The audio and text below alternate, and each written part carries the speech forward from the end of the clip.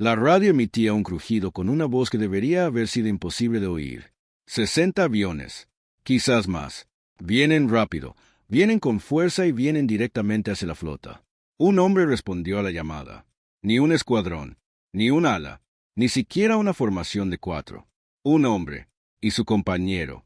Lo que ocurrió a continuación en los cielos del mar de Filipinas el 24 de octubre de 1944 desafía la lógica del combate aéreo de tal manera que los informes posteriores a la acción se revisaron varias veces antes de que alguien los creyera. Porque las cifras no cuadraban. Las matemáticas de la supervivencia no funcionaban. La física de lo que un piloto logró esa mañana, quedarse sin munición, reiniciar el ataque, quedarse sin munición de nuevo y luego continuar luchando, se parece menos a un registro militar y más a algo escrito por un guionista que jamás haya estado en una cabina de avión. Pero sucedió. Cada casquillo cuenta. Cada muerte confirmada se verifica. Cada minuto imposible queda registrado. Y antes de que podamos comprender lo que hizo David M.C. Campbell aquella mañana de octubre, es necesario entender hasta qué punto se había desesperado el mundo y por qué los cielos sobre Filipinas estaban a punto de convertirse en el trozo de cielo más peligroso de la historia de la humanidad. Para el otoño de 1944, la Guerra del Pacífico llevaba 3 años en pie. 3 años de avance de isla en isla a través de la inmensidad azul del Océano Pacífico, cada paso adelante pagado con sangre.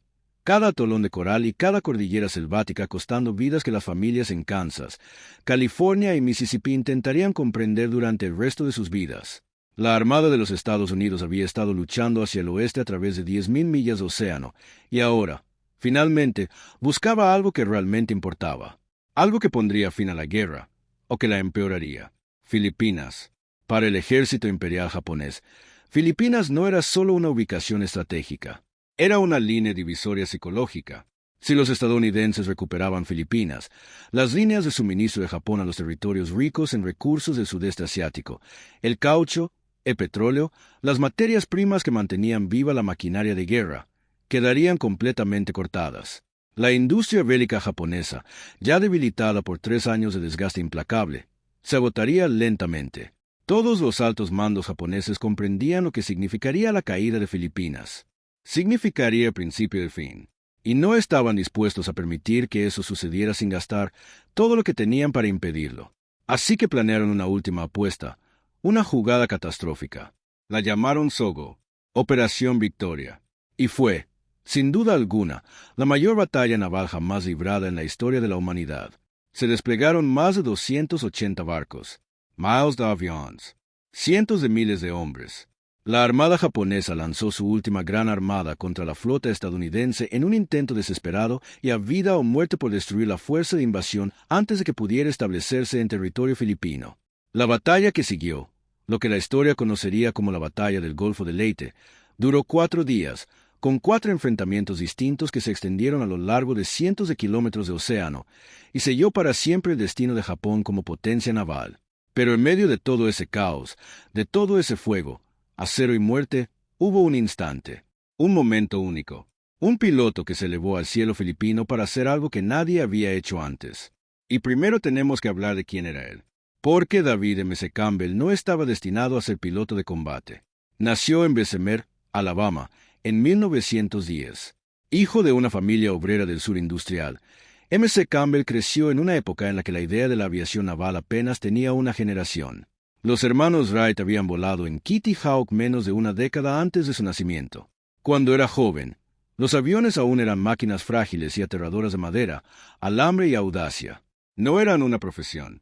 No eran algo serio. Eran pasatiempos para ricos y espectáculos para ferias locales. Pero a M.C. Campbell nada de eso le importaba. Se graduó de la Academia Naval de los Estados Unidos en 1933, en plena Gran Depresión, cuando ser oficial de la Marina no era solo una carrera, sino una tabla de salvación. Era un atleta habilidoso, un líder nato, un hombre que se desenvolvía con la tranquila y serena confianza de quien ya sabe la respuesta a la pregunta que estás a punto de hacer. Durante años sirvió en buques de superficie, pilotando hidroaviones y patrulleras, forjando una carrera sólida pero no espectacular. Era bueno, era competent, era respetado, pero aún no era excepcional. Llegó el 7 de diciembre de 1941 y el mundo cambió. El ataque japonés a Pearl Harbor no solo desencadenó una guerra, sino que reestructuró por completo la lógica de poder naval. En una sola mañana de domingo, se hizo evidente para todos que el futuro de la guerra naval pertenecía al portaaviones y a los hombres que volaban desde sus cubiertas. Los acorazados, esos grandes y orgullosos gigantes blindados que habían definido el poder marítimo durante un siglo, se revelaron de repente como objetivos costosos. El portaaviones era el rey, y los pilotos que volaban desde sus cubiertas eran los héroes de este nuevo tipo de guerra. M.C. Campbell quería estar entre ellos. Tenía 31 años cuando solicitó ingresar al entrenamiento de vuelo. Para los estándares de la época, era una edad avanzada. La Armada prefería pilotos de caza jóvenes, delgados, con reflejos rápidos y sin nada que perder. M.C. Campbell era teniente comandante y ya se acercaba a la edad en que la mayoría de los hombres dejaban las cabinas de combate para dedicarse a tareas administrativas. Sus instructores en Pensacola se lo habían dicho. Se insinuaba discretamente que quizás su futuro estuviera en la administración, en puestos de liderazgo que no le exigían soportar 6 G a 800 kilómetros por hora. Los ignoró a todos. Obtuvo su licencia de piloto en 1942. Y entonces, como a veces ocurre con una ironía sombría, vio morir a 2 de sus amigos más cercanos en accidentes de entrenamiento antes incluso de entrar en combate. 2 hombres con los que había reído, volado y competido, que se fueron antes de que la guerra pudiera arrebatárselos. Esa pérdida endureció a M.C. Campbell. No lo amargó, no lo volvió imprudente, pero lo centró de una manera que la simple ambición de ascender profesionalmente jamás podría haber logrado.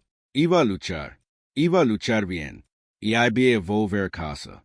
En 1944, el comandante David M.C. Campbell era el comandante del Grupo Aéreo de Portaaviones 15, al mando de los aviones que operaban desde la cubierta del USS Sex. Era conocido como el comandante del Grupo Aéreo, y el Grupo Aéreo 15, bajo su liderazgo, se había convertido en una de las unidades de aviación más letales de toda la flota del Pacífico. Sus hombres se hacían llamar los 15 legendarios, y se habían ganado ese apodo. El propio M.C. Campbell había estado acumulando victorias aéreas, derribos confirmados de aeronaves enemigas, con una precisión metódica, casi clínica, que contrastaba marcadamente con el caos frenético del combate aéreo. Tenía 34 años. En toda su trayectoria profesional, jamás había hecho nada parecido a lo que estaba a punto de hacer. La mañana del 24 de octubre de 1944 comenzó como muchas mañanas en el Pacífico, un calor sofocante y la densa humedad que impregna todo en el mar de Filipinas, que se cuela en el uniforme, en los pulmones y en los instrumentos, y hace que todo lo mecánico parezca un poco más lento y pesado de lo normal. El USS Sex operaba en el estrecho de San Bernardino, formando parte de la enorme flota estadounidense que había acudido para apoyar el regreso del general Douglas MacArthur a Filipinas, una promesa que MacArthur había hecho 2 años y medio antes, cuando escapó de Corregidor ante el avance japonés. La flota hacía lo que hacen las flotas: posicionarse, repostar, lanzar vuelos de reconocimiento, gestionar los miles de detalles logísticos que mantienen a un grupo de batalla naval con vida y en funcionamiento. M.C. Campbell no tenía programada ninguna misión de combate esa mañana. Estaba de guardia, sentado en su Grumman F-6F Hellcat, esperando. Observando. El Hellcat no fue el caza más glamuroso de la Segunda Guerra Mundial. No tenía la elegante y casi delicada belleza del Spitfire británico, ni la agresividad explosiva del P-51 Mustang estadounidense. Era grande. Era ancho. Pesaba más de 13,000 libras completamente cargado. Su motor radial, un Pratt & Whitney 2800 Double Wasp, producía 2,000 caballos de fuerza y emitía un sonido similar a un trueno controlado. Montaba 6 ametralladoras de calibre 50, 400 balas por arma, para un total de 2,400 balas. En condiciones normales de combate, un piloto de caza experimentado podía agotar esa munición en unos 30 o 40 segundos de fuego sostenido. El Hellcat había sido diseñado específicamente para destruir a Mitsubishi A6M Zero, el legendario caza japonés que dominó los cielos del Pacífico en los primeros años de la guerra. Mientras que el Zero era ligero, ágil y maniobrable, el Hellcat era pesado, rápido y diseñado para ataques en picado, con una potencia de fuego superior. Podía soportar un daño que destruiría un Zero al instante. Su cabina estaba blindada. Sus tanques de combustible eran autosellantes. Era, en el sentido más estricto, un arma optimizada para un enemigo específico. Y en la mañana del 24 de octubre, ese enemigo se acercaba. El primer contacto por radar se produjo pronto. El equipo a bordo de los barcos estadounidenses era de última generación para 1944, una tecnología de radar capaz de detectar formaciones de aeronaves a distancias que parecían casi mágicas para los marineros que recordaban una época anterior. Las primeras señales fueron ambiguas. Muchos aviones, moviéndose rápido, dirigiéndose hacia la flota. Entonces llegó la cifra. 60, más de 60. Una enorme formación japonesa, desplegada desde múltiples aeródromos de Luzón y Formosa, fue enviada a atacar la flota estadounidense con todo lo que podía volar. En esta etapa de la guerra, el poder aéreo japonés era una fracción del que había sido en 1941 y 1942. La batalla del mar de Filipinas, apenas unos meses antes, le había costado a Japón tantos pilotos experimentados que el evento se había convertido en jerga estadounidense en el Gran Matadero de las Marianas. 355 aviones japoneses habían sido destruidos en un solo día. Los pilotos que volaban esos aviones representaban años de entrenamiento, miles de horas de experiencia, una generación de pericia que Japón simplemente no podía reemplazar a la velocidad con la que la guerra moderna la consumía. Lo que se aproximaba a la flota estadounidense aquella mañana no era la flor y nata de la aviación naval japonesa. Muchos de estos pilotos eran jóvenes, con escaso entrenamiento, volaban movidos por el valor, el patriotismo y la desesperada certeza de que la guerra iba mal. Pero aún así, seguían en camino, 60 de ellos, en aviones cargados de bombas y torpedos. Y si tan solo una fracción lograba llegar a los portaaviones, los enormes, lentos y vitales portaaviones de los que dependía toda la estrategia estadounidense, las consecuencias serían catastróficas. Todos los cazas estadounidenses disponibles fueron movilizados. Todos los pilotos que pudieron alzar el vuelo fueron lanzados al espacio. M.C. Campbell subió a su Hellcat. Su compañero, el alférez Roy Fowler, subió al avión junto a él. Juntos, 2 aviones, 2 hombres, aproximadamente 4.800 cartuchos de munición calibre 50 entre ambos, se dispusieron a interceptar 60 aviones enemigos. 2 hombres, 60 aviones. Dejemos que esto se asimile por un momento antes de continuar. La interceptación se produjo en altura, por encima de las nubes dispersas y la bruma que cubrían el cielo filipino. M.C. Campbell y Fowler habían ascendido para posicionarse sobre la formación japonesa, utilizando la altitud como ventaja y escudo. La táctica fundamental del combate aéreo, la que se había mantenido prácticamente inalterada desde los biplanos de lona de la Primera Guerra Mundial hasta los aviones a reacción de la Guerra Fría, consistía en iniciar el ataque desde arriba, intercambiando altitud por velocidad en una pasada en picado que maximizaba la velocidad y minimizaba la exposición. Lo que M.C. Campbell vio al llegar a gran altitud fue asombroso. 60 aviones formaban una formación masiva y organizada, desplegados por el cielo en los grupos defensivos que los pilotos japoneses habían aprendido a usar. La formación estaba estratificada. Cazas en el exterior protegían a los bombarderos y aviones torpederos en el interior, cada aeronave posicionada para brindar apoyo mutuo y fuego de cobertura a sus compañeras. Era, desde cualquier punto de vista táctico, una sólida disposición defensiva. Los japoneses llevaban años volando así, y los pilotos japoneses experimentados sabían cómo hacer que estas formaciones estuvieran repletas de fuego defensivo. Pero la formación tenía un problema.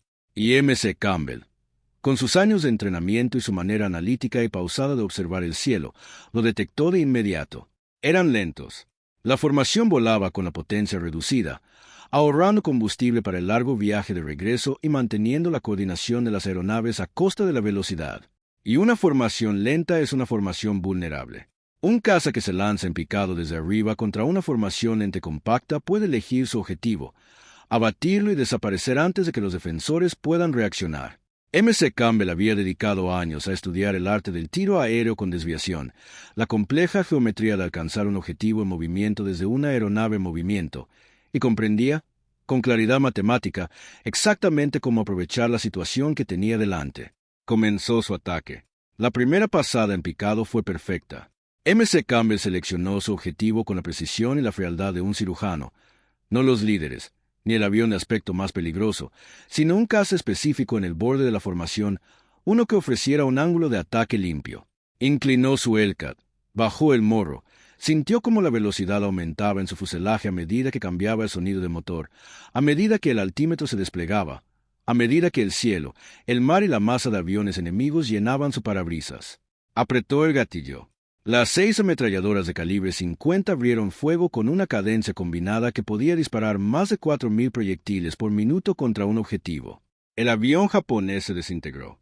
MC Campbell ascendió, recuperando altitud, reconsiderando la formación y seleccionando su siguiente objetivo. Fowler lo acompañaba, buscando sus propios objetivos y ángulos.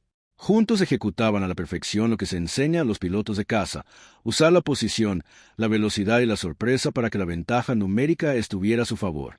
Pero 60 contra 2 no es un resultado favorable, por muy buenas que sean las tácticas.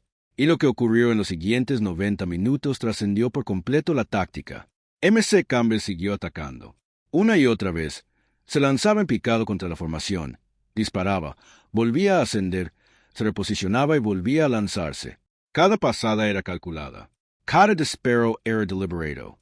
No disparaba a ciegas presa del pánico. No malgastaba munición en defensa propia. Colocaba cada ráfaga con precisión quirúrgica, haciendo que cada bala contara.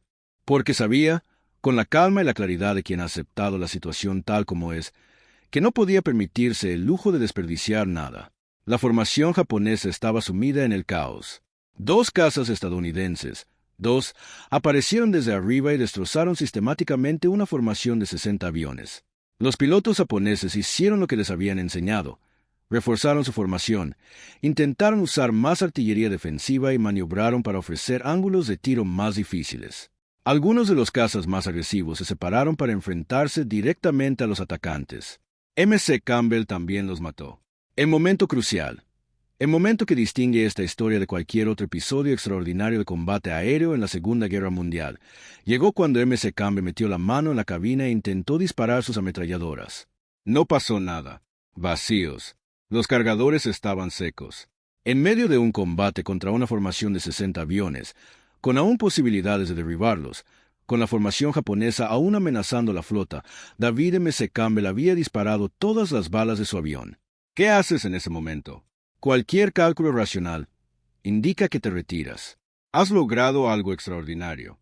Has cambiado el rumbo del combate. Has derribado varios aviones enemigos en condiciones que deberían haberte costado la vida. Te retiras del combate, regresas a portaaviones y presentas tu informe. Lo consideras una victoria. MC Campbell no se marchó. Permaneció en la lucha, maniobrando su Hellcat alrededor de la formación en una especie de teatro letal. Usaba la mera presencia de su avión, la amenaza de un caza en posición para otro ataque, para mantener a los pilotos japoneses a la defensiva, para desorganizar su formación, para impedirles que se sentaran en el ataque organizado y coordinado que la flota de abajo esperaba que frustrara.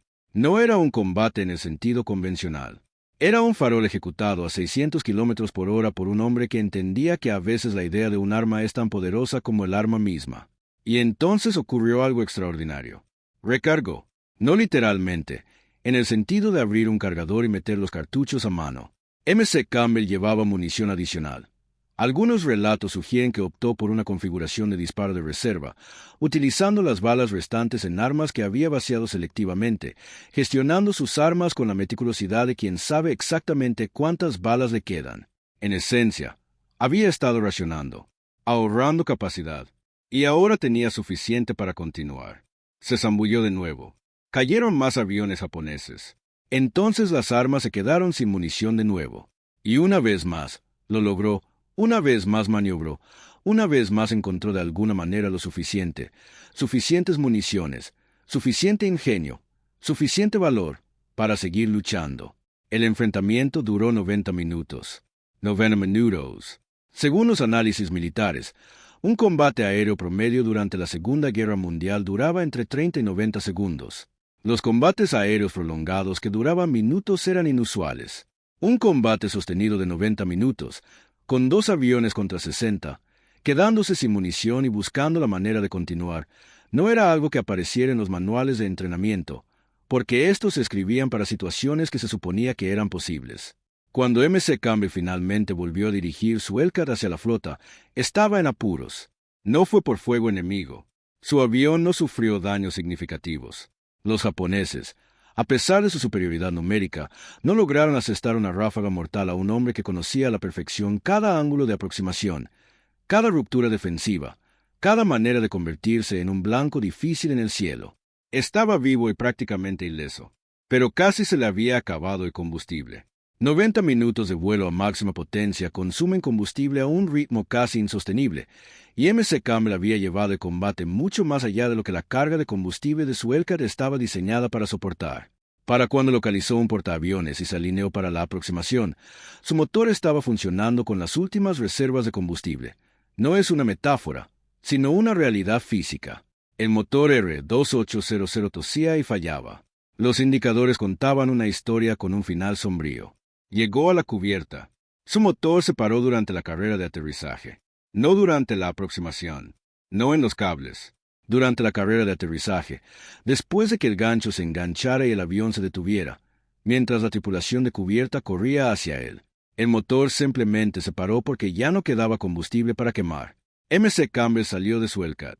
Llevaba aproximadamente 2 horas y media en el aire. Se había enfrentado a una formación de 60 aviones. Había confirmado 9 derribos, 9 aviones japoneses distintos abatidos en una sola misión, un récord para la Armada de los Estados Unidos en toda la Segunda Guerra Mundial que aún se mantiene. Su compañero, Roy Fowler, había derribado 6 más, lo que elevaba el total de 15 aviones destruidos para la dupla. Entre 2 hombres se enfrentaron a 60 aviones. Mataron a 15. Rompieron por completo la formación, dispersando a los aviones que dieron la vuelta sin alcanzar sus objetivos, interrumpiendo el ataque coordinado que podría haber infligido daños catastróficos a la flota estadounidense. La flota japonesa situada al sur de esa formación, el gran brazo sur de la última puesta naval de Japón, fue rechazada. La invasión de Filipinas continuó. La batalla del Golfo de Leyte, que se desarrolló durante los 3 días siguientes, culminó con una derrota total para Japón. La Armada Imperial japonesa, a todos los efectos prácticos, quedó desaparecida como fuerza ofensiva. Y todo, en cierta medida, giró en torno a un hombre en un avión que se negó a rendirse. La investigación posterior a la misión de M.C. Campbell fue exhaustiva, pues las cifras así lo exigían. 9 bajas confirmadas en una sola misión. Los oficiales encargados del interrogatorio revisaron las grabaciones de la cámara de a bordo, los testimonios de Fowler, las transmisiones de radio y los registros de radar. Cotejaron y contrastaron la información. Cada baja fue confirmada. Cada detalle se mantuvo tras un análisis minucioso. El presidente Franklin Roosevelt le otorgó personalmente la medalla de honor a David McCampbell. La mención, aprobada a principios de 1945, empleó un lenguaje que aún hoy resulta insuficiente para describir lo ocurrido en el cielo filipino aquella mañana de octubre. Mencionaba su extraordinario valor y su liderazgo excepcional. Mencionaba su intervención para frustrar el ataque japonés. Mencionaba su total desprecio por su propia seguridad. Estas son las palabras a las que recurren quienes redactan las menciones cuando la realidad que tienen ante sí supera el vocabulario disponible para describirla. Lo que la mención no pudo captar del todo fue la calidad mental que M.C. Campbell aportó a ese enfrentamiento. No se trataba simplemente de valentía, aunque Dios sabe que también lo fue. No se trataba simplemente de habilidad, aunque la tenía en abundancia. Era algo más difícil de definir. Una especie de negativa serena y calculada a aceptar la realidad matemática que decía que 2 contra 60 era imposible. Trataba lo imposible como un problema de ingeniería. Lo dividía en partes individuales y solucionables. Matar a uno. Retroceder. Matar a otro. Administrar la munición. Mantenerse en la lucha. No dejar que se organicen. No dejar que lleguen a la flota. Resolvió el problema. Pieza a pieza. Ráfaga tras ráfaga. Duran y 90 minutos. M.C. Campbell terminó la guerra como el asco mayor número de derribos de la Armada de los Estados Unidos. 34 victorias aéreas confirmadas, un récord que ningún otro piloto de la Armada ha igualado ni antes ni después. Sobrevivió a la guerra, algo que no se puede decir de todos los grandes ases. Algunos de los mejores pilotos de caza de la Segunda Guerra Mundial murieron precisamente porque su habilidad los llevó a asumir riesgos que, finalmente, agotaron sus posibilidades. M.C. Campbell comprendía los márgenes, los calculaba, los protegía y los gestionaba con el mismo cuidado con el que administraba su munición sobre el mar de Filipinas. Se retiró de la Armada en 1964, tras más de 3 décadas de servicio, durante las cuales presenció la evolución de la aviación naval, desde el Hellcat con hélice hasta los aviones supersónicos que redefinieron el combate aéreo. Vivió hasta 1996, falleciendo a los 85 años, Edad suficiente para ver cómo el portaaviones que había defendido se convertía en la piedra angular de la proyección de poder estadounidense durante el resto del siglo XX. ¿Qué podemos aprender de David M. C. Campbell? ¿Qué significa su historia? Más allá de las impresionantes cifras, la medalla y los récords que aún permanecen en los libros de historia. Hay algo en la estructura de lo que hizo que importa a todos, no solo a los pilotos, ni a los marineros, ni a los estudiantes de historia militar. Estaba en inferioridad numérica de 30-1. Desde cualquier punto de vista objetivo, la respuesta racional a la situación en la que se encontraba era la retirada. La misión, técnicamente, ya excedía la capacidad de 2 aeronaves. El juicio profesional que cualquier comandante militar respaldaría era: has hecho lo que podías, ahora sobrevive para luchar de nuevo. M. C. Campbell no aceptó la forma en que se planteaba la situación. No partió de la premisa de somos 2 y ellos son 60. Partió de la premisa de la flota necesita protección, y yo soy lo único que se interpone entre la flota y 60 aviones, así que ¿qué puedo hacer? Ese cambio de perspectiva, de lo imposible a lo necesario, fue lo que hizo posible cada acción individual. Puedes derribar un avión, así que derriba uno. Puedes volver a ascender, así que vuelve a ascender. Puedes recargar o gestionar lo que tienes, o simplemente imponer tu presencia, así que hazlo también. Los 90 minutos sobre el mar de Filipinas no fueron un acto imposible. Fueron 90 actos ordinarios consecutivos, cada uno de ellos manejable, cada uno de ellos sobrevivible, cada uno de ellos sumando, en conjunto, algo que la historia tardaría décadas en creer. La flota se salvó. La invasión tuvo éxito. Filipinas fue liberada. La guerra de Japón terminó. Y en algún punto de la cadena de causas que produjeron ese resultado, hay un piloto solitario en un Hellcat, sin munición, que se niega a marcharse. Algunos hombres son recordados por lo que construyeron, otros por lo que comandaron, otros por lo que soportaron. A David M. C. Campbell se le recuerda por aquello que se negó a aceptar. Y en un mundo que constantemente nos presenta adversidades que no elegimos y situaciones para las que no nos preparamos, esa negativa, silenciosa, calculada, letal y total, puede ser lo más instructivo de él. Si esta historia te conmovió, si los 90 minutos de M. C. Campbell te hicieron reflexionar sobre de qué son capaces los seres humanos cuando se niegan a aceptar la derrota, entonces este canal existe precisamente para eso. No son solo historias de guerra. Son meditaciones sobre lo que realmente significa el coraje cuando dejamos de lado las películas y la mitología y nos centramos en la realidad. Y la realidad, como nos mostró M. C. Campbell, casi nunca es dramática en el momento. Es paciente, es calculada, es una decisión a la vez. Si este documental te ha resultado útil, si te ha enseñado algo, te ha conmovido, te ha hecho reflexionar sobre lo que una persona puede lograr, por favor, tómate un momento para darle a me gusta. El algoritmo responde a esa señal y nos ayuda a llegar a más personas interesadas en historias como esta. Solo te llevará 3 segundos si realmente importa. Suscríbete a Historia Verificada para no perderte ninguna historia como esta. Te traemos la historia real y verificada detrás de los momentos que cambiaron el mundo. Las historias jamás contadas, los héroes olvidados, las batallas que no llegaron a los titulares pero que marcaron el rumbo de todo lo que vino después. Y quiero preguntarles algo, porque de verdad quiero saberlo.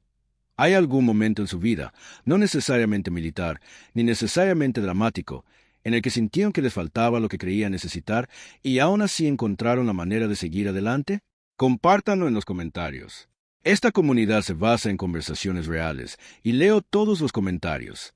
La próxima vez en Historia Verificada, nos adentraremos en una guerra diferente, con un tipo de arma distinto y una imposibilidad diferente. En Corea, un soldado resistió más de 12 horas con heridas que deberían haberlo matado en los primeros 30 minutos. Los médicos que lo atendieron después coincidieron. No tenían explicación. Su nombre te sorprenderá, y su historia te impactará más de lo que imaginas. Gracias por vernos. Gracias por ser de esas personas que quieren conocer la historia real. Esta comunidad, todos ustedes, es la razón por la que hacemos este trabajo. Hasta la próxima.